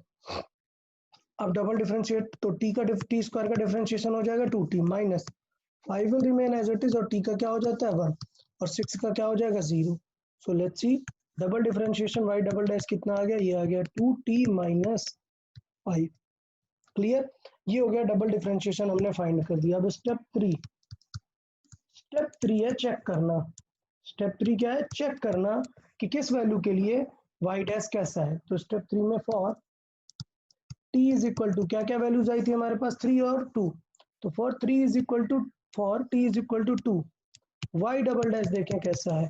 तो क्या हो जाएगा, y double dash 2 into t की वैल्यू हमने रखी 2 माइनस 5, क्या आंसर आ गया -1। तो ये कैसा है, because y double dash is negative. तो नेगेटिव मतलब देखो कम है तो उल्टा आंसर आता है। तो इसका मतलब ये पॉइंट क्या हो जाएगा, मैक्सिमा। क्लियर? और फिर देखें for t is equal to 3 solve करें तो y डबल डैश देखे क्या आ जाएगा, ये आ जाएगा 2 इंटू 3 माइनस 5। सो 6 माइनस 5 मतलब प्लस का 1 आ जाएगा। तो y डबल डैश कैसा है, y डबल डैश है पॉजिटिव, और अगर पॉजिटिव होगा तो उल्टा आंसर आएगा मिनिमा। तो ये आ जाएगा मिनिमा। तो ये वो चीज थी जो हमें फाइंड करनी थी कि किस पॉइंट पर मिनिमम आंसर आने वाला है और किस पॉइंट पर मैक्सिमम आंसर आने वाला है। ये हमारा पैटर्न है। ओके, तो इसका मतलब अगर आप आंसर लिखें या और दोनों आंसर पॉजिटिव हो गए तो दोनों दो मैक्सिमा पॉसिबल है। ऐसा होता नहीं है, दो मैक्सिमाज नहीं आएंगे, बट अगर आ जाते हैं तो इसका मतलब 2 पॉइंट पर वो मैक्सिमम हो रहा है। इसका मतलब समझे, इसका मतलब ये ग्राफ कुछ ऐसा है, देखने ये ग्राफ कुछ ऐसा है, ऐसे गया फिर आया फिर गया फिर ऐसे, ये कुछ इस टाइप का ग्राफ है। तो फिर देखें मल्टीपल आंसर होंगे। देखो यहाँ पे भी मैक्स है, यहाँ पे भी मैक्स है, यहाँ पर भी मैक्स है, समझ आया ना? ऐसे मल्टीपल आंसर्स होंगे। देखो यहाँ पर भी मिनिमम है, यहाँ पर भी मिनिमम है, तो ऐसे मल्टीपल आंसर्स आएंगे। क्लियर? सर या अगर 0 पर आया तो, क्या आ जाए, 0 पर आया पॉइंट, 0 आया पॉइंट तो मैक्सिमम 0। नहीं मैं समझा नहीं, y डैश 0 आया या y डबल डैश 0 आया? y double dash. Okay, y double dash 0 आ गया तो फिर हमें समझना पड़ेगा कि क्या सिचुएशन हो जाती है। तो अगर y डबल डैश 0 आ गया तो ऐसे पॉइंट को बोलते हैं इन्फ्लेक्शन पॉइंट। क्लियर? अब देखो वो मैथ में आपको सिखाया जाएगा इन्फ्लेक्शन पॉइंट क्या होता है। देखें इन्फ्लेक्शन पॉइंट होता है, सपोज बिकॉज फिजिक्स में हमें उसका काम नहीं होता है इसलिए मैंने नहीं बताया उसको, बट आप लोग मैथ में इसको देखोगे। सपोज ग्राफ कभी ऐसा है इस टाइप का, तो आप यहाँ पर देखोगे कि एक ऐसा पॉइंट आ रहा है जिससे थोड़ी देर पहले स्लोप कुछ और था और बाद में स्लोप चेंज होने लग गया। मतलब अगर आप यहाँ पर देखो तो देखना पहले स्लोप था 0, यहाँ पर था 0, फिर थोड़ा सा वैल्यू बढ़ा क्योंकि देखो एंगल बढ़ गया, तो मतलब स्लोप क्या है, स्लोप इंक्रीज हो रहा है। क्लियर? बट आप इस पॉइंट के बाद देखोगे तो देखो स्लोप की वैल्यू अब कम हो रही है, फिर से 0 होने जा रहा है। तो यहाँ पर देखोगे तो स्लोप क्या हो रहा है, डिक्रीज हो रहा है। तो सोचो कोई वैल्यू एक बार बढ़ रही है और फिर डिक्रीज हो रही है और बीच में कहीं पे 0 हो गई है, तो इस टाइप के पॉइंट को बोलते हैं पॉइंट ऑफ इन्फ्लेक्शन। मतलब जहां पे कर्व अपना नेचर चेंज करता है उस पॉइंट को बोलते हैं पॉइंट ऑफ इन्फ्लेक्शन। क्लियर? तो ऐसे पॉइंट को पॉइंट ऑफ इन्फ्लेक्शन, हमसे फिजिक्स में ऐसा पूछा नहीं जाता, तो उतना कोई टेंशन नहीं है। बट हाँ, ऑफ कोर्स बुक में आपको दिख जाएंगे, क्योंकि बुक्स में तो बहुत वैरायटी ऑफ क्वेश्चंस होते हैं। जब आप बुक सॉल्व करेंगे तो आपको मिल जाएगा ऐसा कुछ, तो वो ध्यान देंगे। उस चीज को हम क्या बोल देंगे, पॉइंट ऑफ इन्फ्लेक्शन बोल देंगे। ओके, ठीक है। तो अभी ये सबको क्लियर है यार, इसमें कुछ डाउट? नो। ओके, तो क्या मैं इस पे एक और एग्जांपल दूं? अभी सबको आइडिया लग गया? अच्छा हाँ, एक चीज ये लिख देते हैं, हमारा आंसर क्या हुआ। इसका मतलब ये हुआ function is maximum at t is equal to 2 and minimum at t is equal to 3। Clear? अच्छा, अब क्या होता है, कई बार आपसे वैल्यू पूछ लेता है कि बताओ what is the minimum value of this function. तो इसका मतलब आपको लोकेशन नहीं पूछ रहा है, ये क्या है, ये लोकेशन है कि कहाँ पे मिनिमम होगा, कहाँ पे मैक्सिमम होगा। आपसे ये भी पूछ सकता है कि what are the minimum and maximum values. So minimum values अगर चाहिए, मिनिमम वैल्यू ऑफ फंक्शन, हमें उसकी मिनिमम वैल्यू चाहिए। तो फंक्शन देखें, y इज इक्वल टू क्या था, y इज इक्वल टू था T cube by 3 minus 5t² by 2 plus 6t plus 4, ये फंक्शन था। तो हमें मिनिमम वैल्यू चाहिए, देन मिनिमम कहाँ पर था, t इज इक्वल टू 3 के लिए। So then at t is equal to 3, t is equal to 3 रखने पर y की जो वैल्यू आएगी वही क्या हो जाएगी, मिनिमम वैल्यू। मतलब क्या, 3 क्यूब बाई 3 माइनस 5 इंटू 3 का square by 2 plus 6 into 3 plus 4। ये सॉल्व करके जो आंसर आएगा वो हो जाएगी हमारी क्या, minimum value of that function. इसी तरीके से क्या निकाल सकते हैं, maximum value of that function भी निकाल सकते हैं। सो इसका मतलब अगर हम बात करें,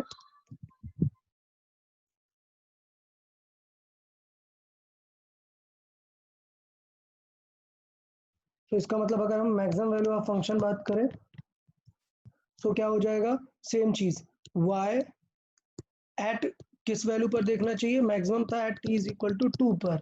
सो at t is equal to 2 पर y की जो वैल्यू होगी वो आंसर हो जाएगी फंक्शन की minimum value. So minus 5t² by 2 plus 6t plus 4। तो ये जो फंक्शन है इसमें आप y की t की वैल्यू 2 रख दो, 2 का स्क्वायर डिवाइड बाई 2 का cube divide by 3 minus 5 into 2 square divide by 2 plus 6t into 2 plus 4। ये वैल्यू सॉल्व करके जो भी फाइनल आंसर आएगा वो हमारी मिनिमम और मैक्सिमम वैल्यू। क्लियर? तो ये बताओ यार, अभी किसी को मिनिमम या मैक्सिमम में कुछ डाउट हो तो बता दो यार, मिनिमम और मैक्सिमम रिलेटेड पार्ट में किसी को कुछ डाउट नहीं ना? नो ओके, चले। तो मिनिमम वैल्यू, मैक्सिमम वैल्यू, ये सारी चीज़ें हमने फाइंड करना सीख ली है कि किस तरीके से हमें देखना है, स्लोप के बारे में ध्यान देना है और कैसे ये पॉइंट्स हमें डिस्कस करने हैं। अच्छा, अब बात करते हैं कि एक और एग्जांपल देखते हैं। देखो फिजिक्स में कैसे यूज होता है, आप समझे। फिजिक्स में ऐसा नहीं कि आपको डायरेक्ट दे देगा क्वेश्चन की, बिल्कुल ऐसे इक्वेशन दे देगा। फिजिक्स में ऐसा जरूरी नहीं कि आपको डायरेक्ट ऐसे क्वेश्चन दे के पूछ लेगा। ऐसे भी क्वेश्चन रहेंगे कि आपको डायरेक्टली पूछ लिया हुआ है, लेकिन ऐसे भी क्वेश्चन रहेंगे कि जिन पे आपको लॉजिक लगाना पड़ेगा कि क्या करना है। जैसे ये बताओ यार, ग्रेविटेशन तो सबने पढ़ा ही होगा, मैं ग्रेविटेशन का एग्जांपल लेता हूँ। ग्रेविटेशन आपने पढ़ा होगा। Suppose let's say there are two objects of masses।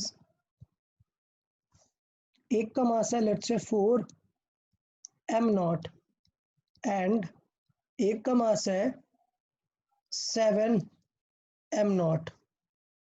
Then find how much mass should be transferred transferred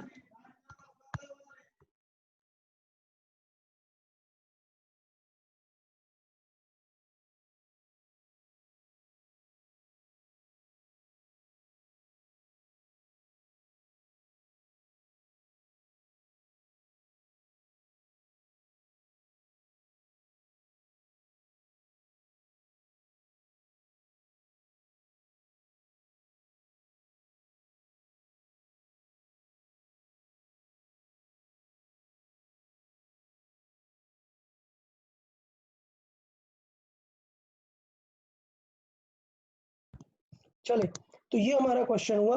अब देखें ये हम कैसे रिलेट कर सकते हैं, ये कैसे क्वेश्चन हमारा फिजिक्स में पूछे जाते हैं, कैसे हमें चैप्टर में यूज होगा। अच्छा, तो अभी तक बहुत सारे स्टूडेंट्स को लग रहा होगा कि सर सपोज एक का मास m है और दूसरे का मास भी m है, तो इनके बीच का ग्रेविटेशन फोर्स क्या होगा? सर ग्रेविटेशन फोर्स होगा g m1 into m2 upon r square. Clear? अब कुछ लोग को ये लगता रहा होगा कि अगर सर हम इससे कुछ मास इसमें ट्रांसफर करेंगे तो क्या इनके बीच का ग्रेविटेशनल फोर्स चेंज होगा या नहीं? तो मैं बता रहा हूं बहुत सारे स्टूडेंट को यही लगता है कि ग्रेविटेशनल फोर्स चेंज नहीं होगा। सबको लगता होगा कि ग्रेविटेशनल फोर्स चेंज नहीं होगा अगर मैं मास ट्रांसफर कर दूं, बट रियल में ग्रेविटेशनल फोर्स चेंज हो जाता है। पता है? चलो चेक करने के लिए आपको बता देता हूं। Let's say half mass transfer कर दो, देखना हाफ मास ट्रांसफर कर देते हैं, तो हाफ मास ट्रांसफर करेंगे तो ये कितना बच जाएगा m/2 और ये क्या बन जाएगा m प्लस m/2। क्लियर? तो देखो इसका मतलब क्या बना, ये m/2 बना इंटू ये कितना बना 2 + 1 मतलब क्या बनेगा 3m/2।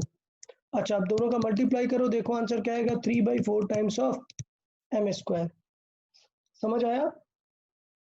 ये बनेगा 3/4 टाइम्स। जरा इस नंबर को देखो, 3/4 टाइम्स मतलब कितना होता है 75%। तो देखो मास ट्रांसफर कर देने से उनका जो फोर्स होगा अब वो 75 टाइम्स ऑफ इनिशियल 1 बचेगा। क्या ये लॉजिक सबको समझ आया कि नहीं? सर किसी को इसमें कुछ डाउट हो तो ये चीज हमें यहाँ पे क्लियर रखनी चाहिए कि हमें मतलब जब आप लोग ग्रेविटेशन पढ़ते हैं तो बहुत एक ये मिसकॉन्सेप्शन रहता है कि अगर दो मासेस हैं उनके बीच ग्रेविटेशनल फोर्स सेम रहेगा, ठीक है चलेगा, बट अगर आप कभी एक ऑब्जेक्ट से दूसरे ऑब्जेक्ट में मास ट्रांसफर करते हो तो बदल जाएगा फोर्स, तो फोर्स बदल जाएगा। तो हमारा क्वेश्चन ये है कि अब कितना मास ट्रांसफर करें कि फोर्स मैक्सिमम कब होगा। देखो अभी तो फोर्स कम हो गया ना, अभी फोर्स कितना हो गया, कम हो गया। तो क्वेश्चन ये है कि कब मैक्सिमम होगा, ये कैसे देखेंगे, ये चीज हमें फाइंड करनी है। तो इसका मतलब क्या करना है हमें इस f का मैक्सिमम वैल्यू निकालनी है। समझ आया? अच्छा, अब आते हैं वापस से कि इस क्वेश्चन को कैसे अप्रोच करना है और लॉजिक क्या है। देखें हमें पता है कि f का फॉर्मूला होता है g m1 m2 upon r²। Clear? तो देखो हमें क्या चाहिए, मास चाहिए ना, कितना मास ट्रांसफर होगा। मतलब हम बोल सकते हैं then we can interpret that force is a function of mass. समझ आया? और हमें फाइंड करना है क्या, टू फाइंड कि what should be the mass which is transferred from m1 to m2 to make that force maximum। Clear? तो इसका मतलब देखिए ये क्वेश्चन को कैसे करेंगे, हम बोलेंगे कि कुछ x अमाउंट का मास क्या हो गया है, ट्रांसफर हो गया है, और हमें फाइंड क्या करना है, x की वैल्यू फाइंड करना है। सो टू फाइंड x, हमें ये x फाइंड करना है कि ये x कितना हो जाएगा, x की वैल्यू कितनी हो जाएगी। अच्छा लॉजिक क्या है, लॉजिक है कि इनिशियली क्या था, इनिशियली m1 जो था वो था 4m0 और m2 कितना था, वो था 7m0। अच्छा अब फाइनली हमने क्या किया, ट्रांसफर कर दिया, फाइनली हमने ट्रांसफर कर दिया, क्या कर दिया, m1 को बना दिया कुछ 4m0 माइनस x, नहीं सॉरी 7 से हमें लेके जाना है, तो हमने क्या किया m1 में x ऐड कर दिया और वो x निकाला कहाँ से, m2 से, 7m0 से x निकाल दिया। अभी समझ में आया कि क्या फाइंड करना है, हमें फाइंड करना है x। क्या कि हमने 7 वाले से x निकाल के किसे दे दिया है, 7 वाले से x निकाल के 4 को दे दिया है।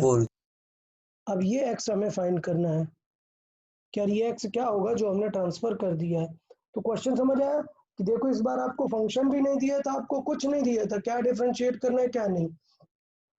तो जैसे जैसे हम फिजिक्स में आगे बढ़ेंगे हम ऐसे टाइप के क्वेश्चन को टैकल करना सीख जाएंगे। अभी ये क्वेश्चन आपको टफ लग रहा होगा कि सर ये क्या बताने लग गए, अभी तो मैक्सिमम मिनिमम बता रहे थे। तो मैं ये बता रहा था कि कई बार आपको क्वेश्चन में ऐसे फंक्शन दे देगा और कई बार आपको फंक्शन खुद ही जनरेट करना पड़ेगा। तो इस क्वेश्चन में हमने क्या किया है, फंक्शन खुद ही जनरेट किया हुआ है। ओके, तो ये फंक्शन हमने खुद से जनरेट किया है, क्या, f is equal to G m one m two by r square, और हमने x मास ट्रांसफर कर दिया है। तो अब देखिए क्या फंक्शन बन जाएगा, f इज इक्वल टू बन जाएगा, f इज इक्वल टू बनेगा g m1 कितना है, ये है 4m0 प्लस x और ये 7m0 minus x upon r square. Okay, तो ये जो g और r है ये सारी तो चीजें कांस्टेंट है, इनको साइड में रख लेते हैं। चलो g बाई आर स्क्वायर तो बदल नहीं रहा, अब मल्टीप्लाई कराते हैं। तो देखो 4 इंटू 7 क्या हो जाएगा, 28. सॉरी, देन x का मल्टीप्लाई कराएंगे 4 के साथ, से हो जाएगा -4m0 x प्लस ये मल्टीप्लाई होगा 7m0 into x minus X square, ये हो जाएगा। थोड़ा सा इसे सॉल्व कर दे, f इज इक्वल टू कितना हो गया, ये g बाई आर स्क्वायर रहेगा उस तरीके से। अभी सॉल्व करें तो ये होगा 28m0 का स्क्वायर माइनस नहीं प्लस आ जाएगा 3m0 into x plus sorry minus X square. तो ये पूरा हमारा हो गया क्वेश्चन कि f is a function of x। अब हमें फाइंड क्या करना है, x ही फाइंड करना है ना, किस x के लिए मैक्सिमम होने वाला है। तो इसका मतलब हमें क्या करना पड़ेगा, फॉर मैक्सिमम क्या करना पड़ेगा, f डैश को क्या करना पड़ेगा, 0 के इक्वल Differentiate. पड़ेगा। तो f को डिफरेंशिएट कर देते हैं, df बाई dx, देखें क्या आएगा, देखो g बाई आर स्क्वायर तो वही रहेगा, कोई टेंशन नहीं है। ये तो एक फिक्स वैल्यू है ना, ये तो फिक्स है बिकॉज m0 क्या है, फिक्स है, तो इसका क्या आएगा 0 प्लस x का क्या हो जाएगा m, तो 3m0 x का क्या हो जाएगा 1 माइनस एक्स स्क्वायर का क्या हो जाएगा 2x। डन, अब इसे हमें 0 के इक्वल करना है। तो एक मिनट, ये चीज़ हम यहाँ पे लिख देते हैं, f dash is equal to क्या हो जाएगा, अब यहाँ पे लिखते हैं, सो टू फाइंड मैक्स क्या करना पड़ेगा, f डैश को 0 के इक्वल करेंगे, और f डैश में ऑलरेडी क्या है, सिर्फ ये है g by r square bracket में 0 तो ठीक है, ये हो गया 3m0 minus 2x is equal to 0। तो इसका मतलब देखें आंसर क्या आ जाएगा, ये जी स्क्वायर आर तो सब मल्टीप्लाई है डिवाइड में जाएगा 0 हो जाएगा, आंसर आएगा 3m0 minus 2x is equal to 0। तो देखो आंसर क्या आ गया, x इज इक्वल टू आ गया 3/2m0। इतना मास ट्रांसफर कर दोगे अगर आप, तो फोर्स क्या हो जाएगा, मैक्सिमम हो जाएगा। क्लियर, ये हमारा आंसर था। अब देखो फोर्स मिनिमम भी हो सकता है, आप लोग समझ पा रहे हो ना, फोर्स मिनिमम भी हो सकता है, क्यों, क्योंकि ये मैक्सिमम या मिनिमम दोनों चीजें हैं।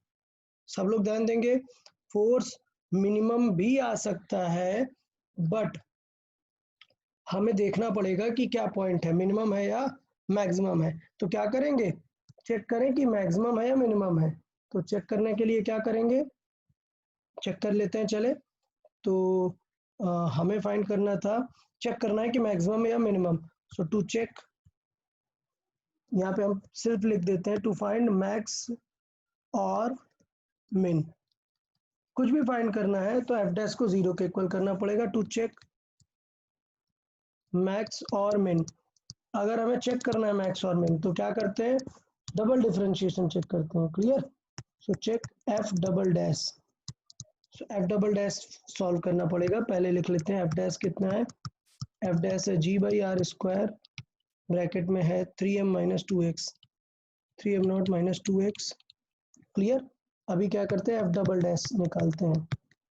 एफ डबल डैश मतलब इसका भी डिफरेंशिएशन, तो क्या आ जाएगा जी बाई आर स्क्वायर 3m0 का हो जाएगा 0 बिकॉज ये कांस्टेंट नंबर है, और माइनस क्या आ जाएगा 2, और x का क्या हो जाएगा 1।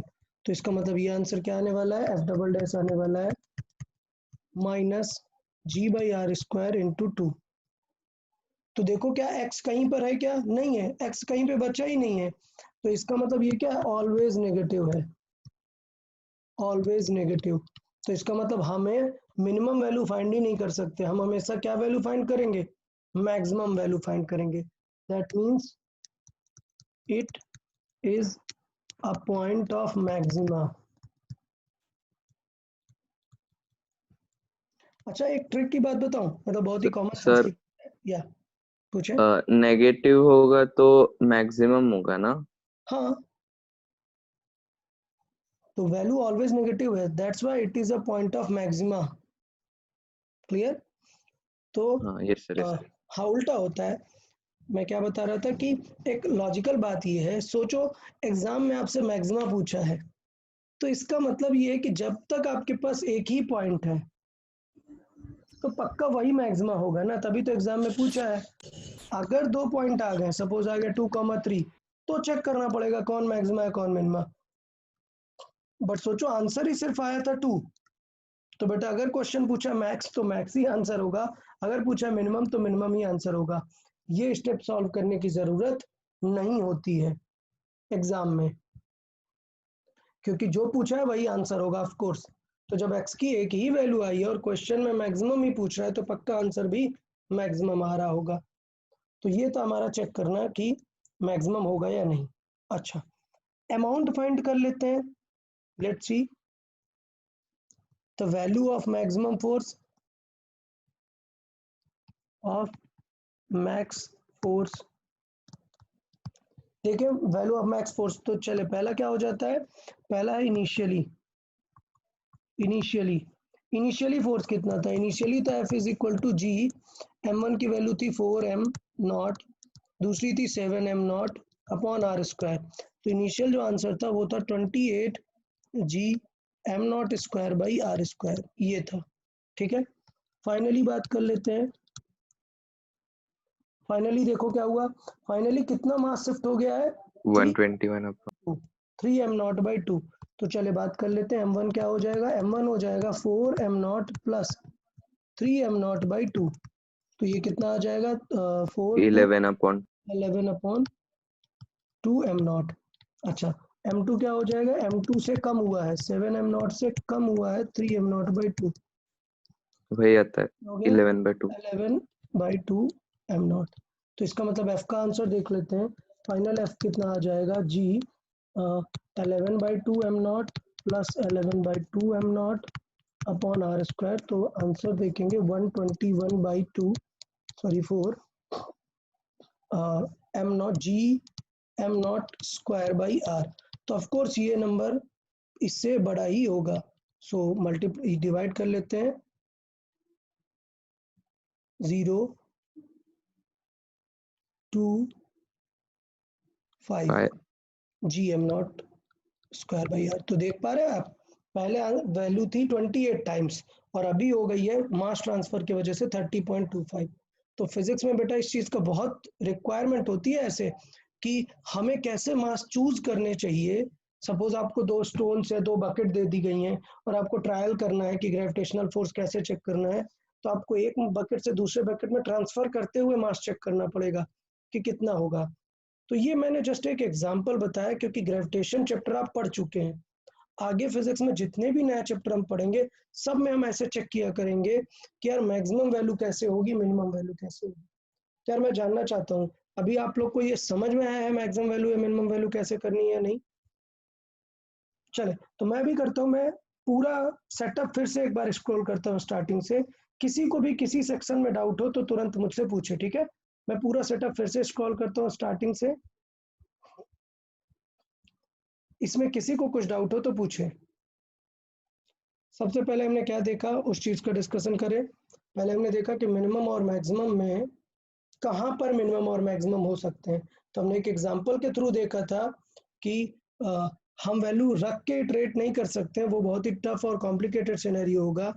उसके जगह पे बहुत इजीएस्ट वे है कि मिनिमम और मैक्सिमम पर स्लोप हमेशा क्या होगा, 0 होगा, और स्लोप डिफाइन होता है डिफरेंशिएशन से। तो आप लोग सेल्फ रीडिंग करेंगे, मैं जस्ट स्क्रॉल करता जाऊंगा, कुछ भी डाउट होगा आप मुझे वहां पर रोक लें, पूछ लें। Okay,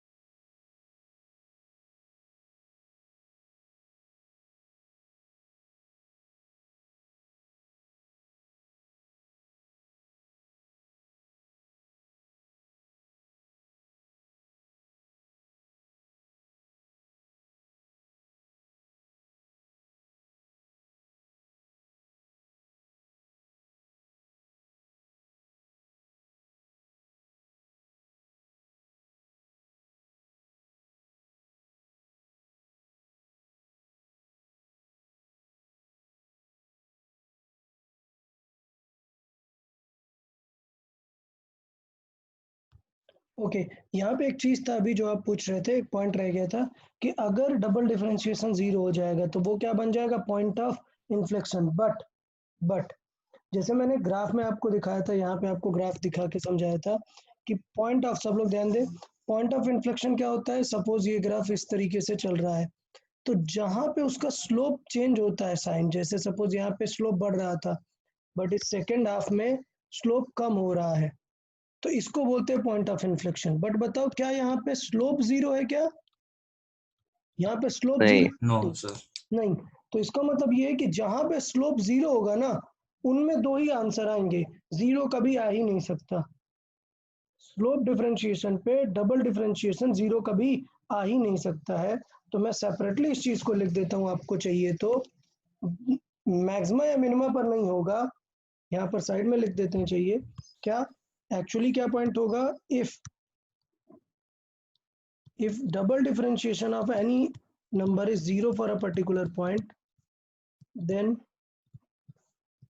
it is called point of inflection.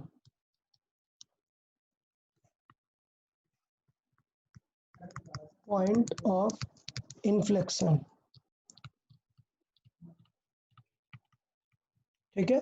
और खास बात होती है कि इस पॉइंट ऑफ इन्फ्लेक्शन पे जो होगा वो dy by dx वो 0 नहीं होगा, मतलब y डैश is not equal to 0 for this particular point.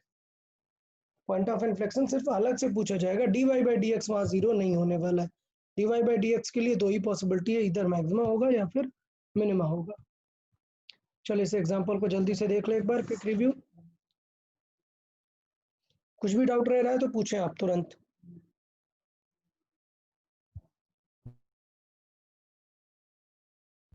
यार एक बात और बता दूं, जिन लोगों को डिफरेंशिएशन में डाउट है ना यार, वो पक्का अच्छे से सॉल्व कर ले। इस टेस्ट में डिफरेंशिएशन के भी मतलब 5-6 क्वेश्चन रखेंगे हम, तो थोड़ा सा उस अकॉर्डिंग आप लोग को काम करना है, ठीक है। Okay sir. ज्यादा क्वेश्चंस किस पे बेस्ड होंगे? Okay, that is a trick question. ज्यादा क्वेश्चन किस पे बेस्ड होंगे ये कहना भी सही नहीं है, क्योंकि पेपर मैं आज बनाने वाला हूँ। तो नंबर 1, अभी आप लोग का एक लेक्चर बचा हुआ है, एक नेक्स्ट टॉपिक है इंटीग्रेशन में, एक लास्ट लेक्चर बचा हुआ है बेसिक मैथ्स का इंटीग्रेशन पे। तो अगर कल फिजिक्स का लेक्चर, होपफुली मैं ट्राई करूंगा कल फिजिक्स का लेक्चर रहे, तो हम एक इंटीग्रेशन टॉपिक कवर करेंगे।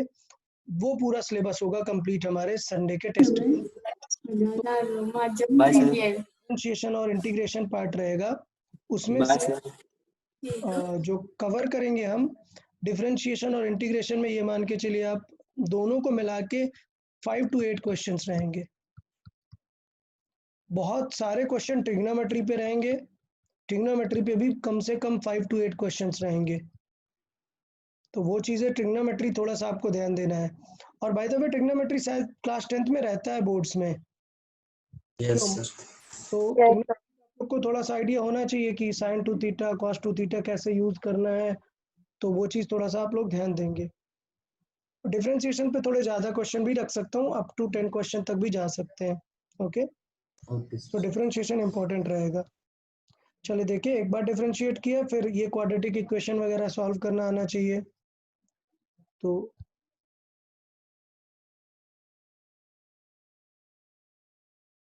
यहाँ पे हमने क्वाड्रेटिक इक्वेशन सॉल्व की, उसकी वैल्यूज निकाली, फिर स्टेप 2 में डबल डिफरेंशिएशन सॉल्व किया, फिर स्टेप 3 में क्या किया, चेक किया कि नेगेटिव है तो मैक्सिमा है, पॉजिटिव है तो मिनिमा है। याद रखना, गलती मत कर देना, ये पूछा हुआ है क्वेश्चन कि find at which point it is maximum, तो आंसर होगा 2। लेकिन अगर पूछा what is the maximum value, तो फिर 2 रखना पड़ेगा आपको इक्वेशन में, और फाइनल जो आंसर होगा वो हमारा आंसर होगा। सर हाँ, की टेस्ट में ओके, वो ग्रेविटेशन जैसे फिजिक्स बेस्ड क्वेश्चंस नहीं ऐसे बेस्ड क्वेश्चन थोड़े कम रखेंगे, मतलब एक दो ऑफ कोर्स रहेंगे ही, बिकॉज मैंने अभी आपको सिखाया है तो मैं एक्सपेक्ट करता हूँ कि आप थोड़ा सा फील करें, बट ऐसे क्वेश्चन नहीं रहेंगे। ऐसे जो फिजिक्स जिसमें आपकी आगे की फिजिक्स यूज होने वाली है वैसे क्वेश्चन ज़्यादा नहीं रखेंगे, जिस टाइप के हम डिस्कस करते हैं वही टाइप के क्वेश्चंस रखेंगे, बट एक मतलब दो सर क्वेश्चन फॉर्मूला ऐसे रहेंगे। अभी ग्रेविटेशन का हमें पता था, वैसे मालूम हमें जो फॉर्मूले वही उनका होगा। रखेंगे, जैसे आपने क्लास 10th में पढ़ा हुआ है लाइट, ऑप्टिक्स, तो ऑप्टिक्स से रिलेटेड डाल सकता हूँ मैं। आपने पढ़ा हुआ है करंट इलेक्ट्रिसिटी, तो मैं करंट इलेक्ट्रिसिटी से रिलेटेड डाल सकता हूँ। आपने क्लास 9th में पढ़ा हुआ है हीट, वर्क, पावर, एनर्जी, तो जो फॉर्मूले मैं एक्सपेक्ट कर रहा हूँ कि आप लोग को पता होने चाहिए उसी से रिलेटेड डालूंगा। लाइक मैंने वर्क दे दिया और पूछा है बताओ what will be the scenario when work is maximum, तो मैं एक्सपेक्ट कर रहा हूँ कि आपको पता होगा कि वर्क क्या है, फॉर्मूला क्या है। काइनेटिक एनर्जी पूछ लिया, तो जो एक्सपेक्टेड होगा मैं उसी के अकॉर्डिंग ही पूछूंगा। ओके तो ठीक है, ये क्वेश्चन भी आप लोग एक बार रिव्यू कर लेंगे कि कैसे हमने मासेस में चेक किया कि कैसे कितना मास शिफ्ट करेंगे तो फोर्स मैक्सिमम होगा, और फाइनल कंक्लूजन भी निकाल के हमने देख लिया कि मैक्सिमम वैल्यूज कितनी कितनी डिफर कर रही हैं, कितना चेंजेस आ रहे हैं। ओके ओके, देन आज का लेक्चर यहीं पे करते हैं। नेक्स्ट लेक्चर में हम लास्ट टॉपिक डिस्कस करेंगे बेसिक मैथ्स का, उसके बाद हम अपना पर्टिकुलर फिजिक्स के जो टॉपिक्स है चैप्टर 2 स्टार्ट करेंगे। Okay then, good bye everyone, bye bye bye bye sir, sir. Have a nice day. Bye bye bye sir. Bye bye. Bye sir.